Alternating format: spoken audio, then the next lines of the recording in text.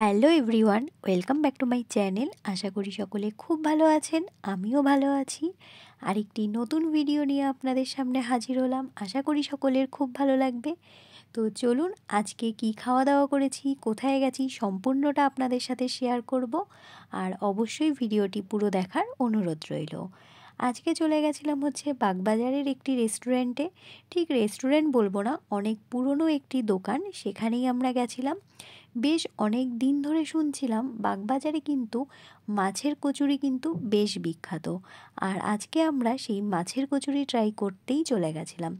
মাছের কচুরির সন্ধানে আমরা চলে গেছিলাম বাগবাজারের যে বাটার কাছ দিয়ে ঢুকলেই কিন্তু কিছুটা দূর এগোলেই আপনারা দেখতে পারবেন নীলাচল বলে একটু রেস্টুরেন্ট আছে বা একটি দোকান আছে। আমরা সেখানেই গেছিলাম।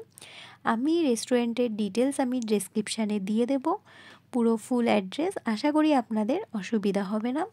তো দেখতেই পাচ্ছেন, দোকানটি কিন্তু খুব বড় নয়, কিন্তু এখানের ভিড় কিন্তু বেশ চোখে পড়ার মতো। আমরা কিন্তু মোটামুটি 4টে সাড়ে 4টের দিকে কিন্তু এখানে পৌঁছে গেছিলাম। কিন্তু প্রথমে তো ভেবেছিলাম, যা বাবা এত ভিড়, হয়তো আমরা এখানে কচুরি পাবো কি না সন্দেহ। কিন্তু বিশ্বাস করুন, তখন কচুরি জাস্ট ভাজা শুরু হয়েছে, কিন্তু ভিড়টা চোখে পড়ার মতো। তো সেখানে চলে গিয়ে আমরা অলরেডি বসে পড়েছি। অন্যরা যেমন বসে ওয়েট করছিল, আমরাও এখানে বসে ওয়েট করছি। তো এখানে যদি যান, হাতে একটু সময় নিয়েই যাবেন। তো দীর্ঘ প্রতীক্ষার পর আমরা কিন্তু এখানে পেয়ে গেছিলাম মাছের কচুরি। এখানে 2 পিস করে কচুরি দেয়, সাথে আলুর তরকারি তারা সার্ভ করে। আর সত্যি বলতে একদম জাস্ট গরম গরম ভেজেই কিন্তু ওনারা সার্ভ করে। তার জন্য মানে খেতে অসাধারণ লাগবে। কিন্তু তার আগে যখন হাতটা দেবেন, একটু সাবধান, হাতটা পুড়েও যাবে আর কি। যাই হোক, বেশ গরম, জাস্ট ভেজে যেহেতু সার্ভ করা হয়, অনেকটাই গরম থাকে।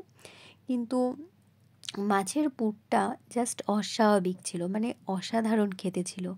সত্যি বলতে আমি পরে যখন ভয়েস ওভার করছি, আমার এখনও মনে হচ্ছে যে মাছের কচুরিটার কথা শুনলেই মনে হচ্ছে আবার খেতে যাচ্ছি বা আবার খাবো, সেরকমই।